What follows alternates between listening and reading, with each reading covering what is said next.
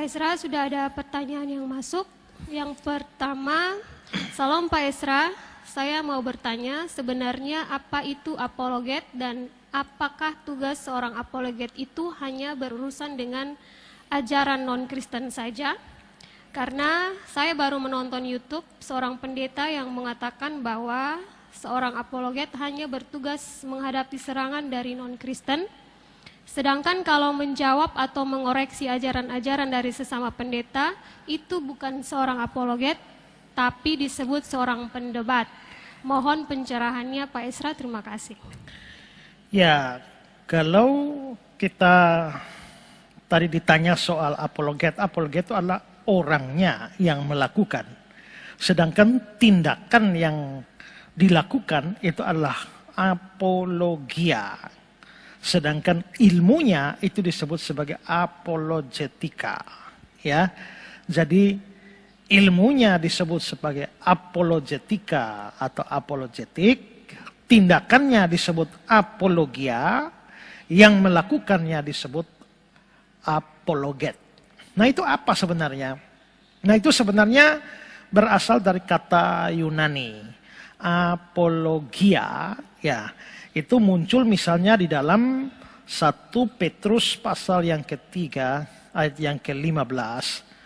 Tetapi kuduskanlah Kristus dalam hatimu sebagai Tuhan, siap sedialah dalam segala waktu memberi pertanggungan jawab kepada tiap-tiap orang yang meminta pertanggungan jawab dari kamu tentang pengharapan yang ada padamu. Nah, kata-kata pertanggungan jawab itu ada Alkitab yang menerjemahkan sebagai answer, menjawab. Ada juga yang menerjemahkan sebagai defense atau sebuah pembelaan. Bahasa Yunaninya adalah apologia. Sehingga apologetika, ya, apologia itu artinya pembelaan iman. Apologetika itu artinya adalah ilmu yang mempelajari bagaimana cara menghadapi serangan terhadap iman Kristen. Nah, orang yang melakukan tindakan pembelaan terhadap iman Kristen itu disebut sebagai apologet. Nah, apakah apologia itu adalah khusus bagi orang-orang yang beragama lain yang menyerang iman Kristen? Sebenarnya kita kembali kepada definisi. Definisinya adalah bahwa apologia adalah sebuah pembelaan terhadap serangan iman Kristen, ya. Nah, kalau dari situ definisinya, maka kita juga harus tahu bahwa serangan terhadap iman Kristen itu bukan hanya dari luar. Serangan terhadap iman Kristen itu juga dari dalam. Dari luar adalah orang-orang non-Kristen, orang-orang agama lain yang mempertanyakan iman Kristen dan menyerang iman Kristen. Misalnya, mereka tidak percaya Yesus bangkit. Atau mereka mengatakan bahwa Yesus itu bukan Yesus yang mati. Mereka mengatakan Alkitab Kristen sudah dipalsukan. Mereka juga mengatakan Yesus bukan Tuhan, Yesus bukan Allah. Mereka juga mengatakan bahwa Yesus itu hanyalah nabi dan macam-macam yang lain. Nah, maka seorang apologet atau seorang yang melakukan apologia, dia akan memberikan pembelaan terhadap serangan-serangan dari orang agama lain terhadap kekristenan. Tapi serangan terhadap iman Kristen itu bukan hanya datang dari dalam. Serangan terhadap iman Kristen itu datang juga bukan hanya datang dari luar, tapi juga datang dari dalam. Dari dalam ini berupa bidat-bidat atau ajaran-ajaran sesat, ajaran-ajaran yang menyimpang. Karena itulah maka berapologia bukan hanya untuk berkaitan dengan orang agama lain. Berapologia juga itu harus untuk menghadapi ajaran-ajaran sesat di dalam kekristenan sendiri. Karena kalau itu adalah ajaran sesat atau ajaran menyimpang atau ajaran yang salah, itu kan bertentangan atau bisa menyerang iman yang benar yang sesuai dengan Alkitab. Nah, misalnya, kalau kita mau bicara walaupun aliran-aliran ya, kita mau akui atau tidak, saksi Yehova itu tetap sekarang di Indonesia itu dalam organisasinya itu dikelompokkan ke dalam kekristenan. Walaupun sebenarnya saya merasa dia tidak cocok sebagai Kristen. Dia harusnya jadi agama sendirilah. Saya tidak mau saksi Yehova dilarang. Kenapa? Karena mereka punya hak asasi juga untuk hidup di tanah air ini sebagai orang atau rakyat Indonesia, mereka punya hak beribadah. Siapa saja mau ibadah menyembah batu, kayu ke, gunung ke, itu kan hak setiap orang. Terserah, dan negara melindungi hak asasi orang untuk beribadah. Tapi kalau mengelompokkan dia dalam Kristen, saya tidak setuju. Tapi kenyataannya sekarang kan dia ada di dalam Kristen dan dianggap sebagai salah satu aliran kekristenan. Nah, dengan kacamata itu berarti Saksi Yehova juga Kristen. Nah, tapi ternyata Saksi Yehova itu punya ajaran yang menyimpang dari kitab suci. Misalnya, kita percaya Yesus itu Allah. Tapi Saksi Yehova percaya Yesus itu bukan Allah. Tapi kalau mau dikatakan Allah, Allah kecil. Allah junior. Allah Bapa itu Allah senior. Yesus itu Allah junior. Mereka menganggap bahwa Yesus adalah ciptaan pertama dari Bapa. Ciptaan pertama dari Bapa. Bapa mula-mula mencipta Yesus. Setelah mencipta Yesus, baru dia pakai Yesus untuk mencipta dunia ini. Lalu dia tidak, menurut mereka, Yesus adalah penghulu malaikat Mikael. Roh Kudus bukan pribadi. Roh Kudus itu hanya semacam tenaga aktif Allah, sama seperti listrik. Jadi tenaga yang keluar dari Allah itulah Roh Kudus. Karena itu maka orang Saksi Yehova menolak doktrin Allah Tritunggal. Juga mereka percaya surga itu hanya untuk 144.000 orang menurut Wahyu pasal 7 ayat 4. Dan itu sudah penuh. Karena itu maka orang Saksi Yehova sekarang itu yakin tidak masuk surga. Saya sering kali menginjil, saya tanya orang-orang, kalau kamu mati hari ini, yakinkah kamu masuk surga? Nah, banyak orang Kristen tidak yakin. Banyak orang Kristen tidak yakin masuk surga, tapi orang Saksi Yehova yakin tidak masuk surga. Nah, terus mereka di mana? Saksi Yehova yang sekarang saudara tanya juga, mereka yakin tidak masuk surga. Terus di mana mereka tinggal? Mereka akan tinggal di Firdaus, di bumi. Nah, itu pandangan Saksi Yehova. Sementara itu neraka tidak ada. Mereka tidak percaya ada neraka. Allah yang adil tidak mungkin menyetujui atau membuat adanya neraka. Nah, model seperti itu. Ini kan ajaran yang menyesatkan. Itu ada dalam tubuh Kristen. Dibiarkan. Maka berapologia termasuk di dalamnya itu adalah menanggapi ajaran-ajaran di dalam kekristenan yang menyimpang. Ada juga aliran yang percaya ada neraka, tapi percaya nerakanya cuma sementara. Jadi orang percaya dibuang ke neraka. Lalu habis itu dibakar di api neraka. Setelah itu orangnya musnah.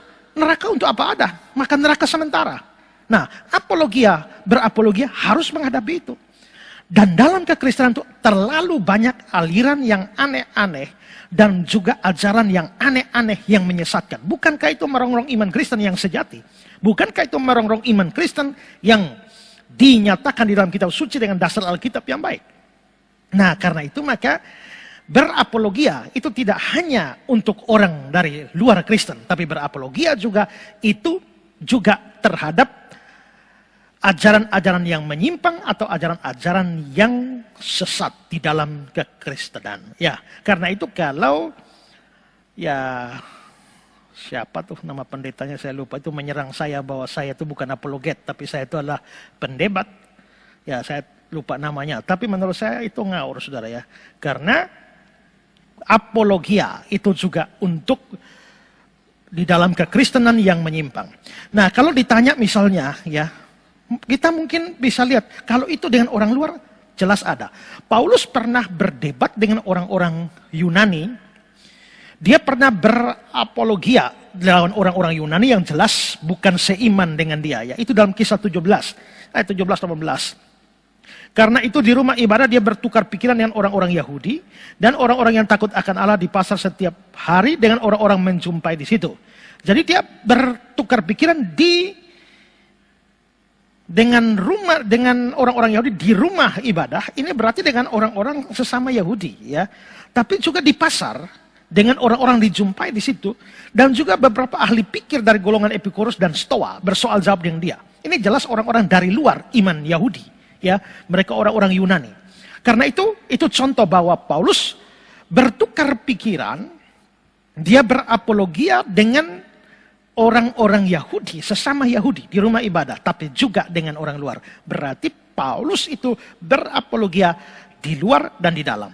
Lalu kalau kita melihat contoh Apolos dalam Kisah 18 ayat 27-28. Karena Apolos ingin menyeberang ke Akhaya saudara-saudara di Efesus mengirim surat kepada murid-murid di situ, supaya mereka menyambut dia.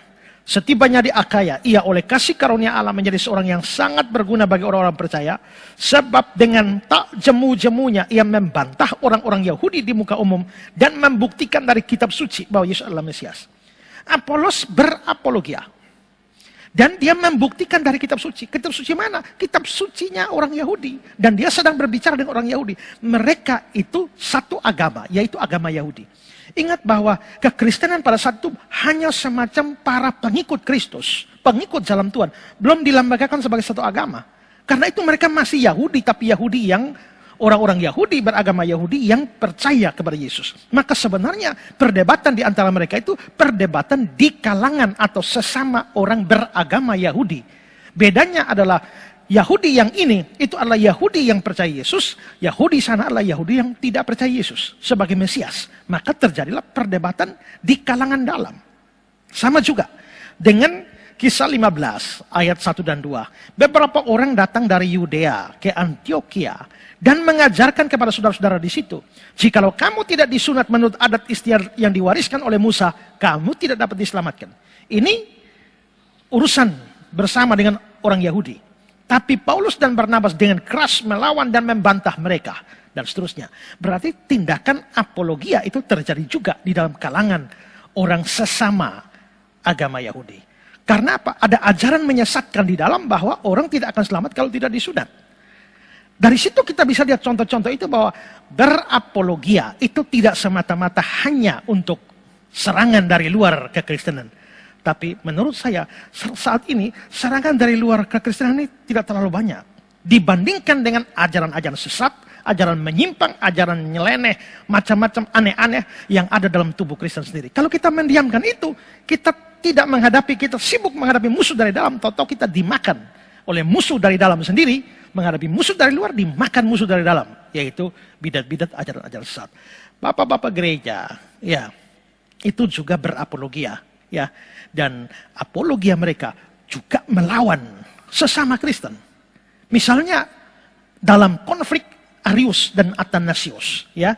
Arius adalah seorang yang kepercayaannya dia percaya Yesus dicipta dan Yesus itu nomor 2 dan tidak dia berada di bawah Bapa. Sedangkan Athanasius itu percaya bahwa Yesus itu setara dengan Bapa, sehakikat dengan Bapa. Lalu terjadilah perdebatan. Ini Kristen sama Kristen. Nah, lalu akhirnya Arianisme ini kalah, lalu akhirnya kita punya pengakuan iman Athanasius kan.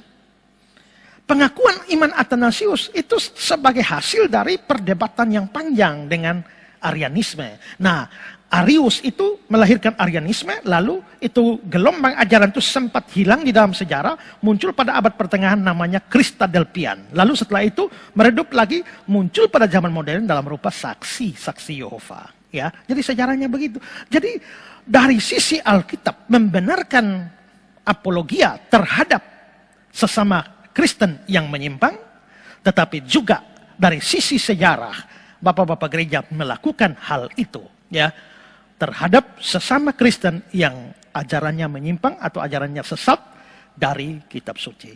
Jadi kalau pendeta itu mengatakan bahwa apologet harusnya dari luar dan kalau di dalam Allah berdebat, menurut saya kacau pikirannya. Karena apa? Orang berapologia itu pasti tidak selalu, tapi bisa melibatkan perdebatan. Dan perdebatan itu bisa terjadi. Yesus berdebat dengan para ahli Taurat. Stefanus berdebat, Apolos berdebat. Jadi perdebatan bisa terjadi. Apologia lebih luas. Apologia tidak harus terjadi perdebatan, tapi memungkinkan terjadi perdebatan. Karena itu mengatakan bahwa kalau menghadapi serangan dari luar adalah apologet, lalu menghadapi di dalam disebut pendebat, menurut saya adalah pemahaman yang ya suruh dia lebih banyak belajar lah. Ya, oke.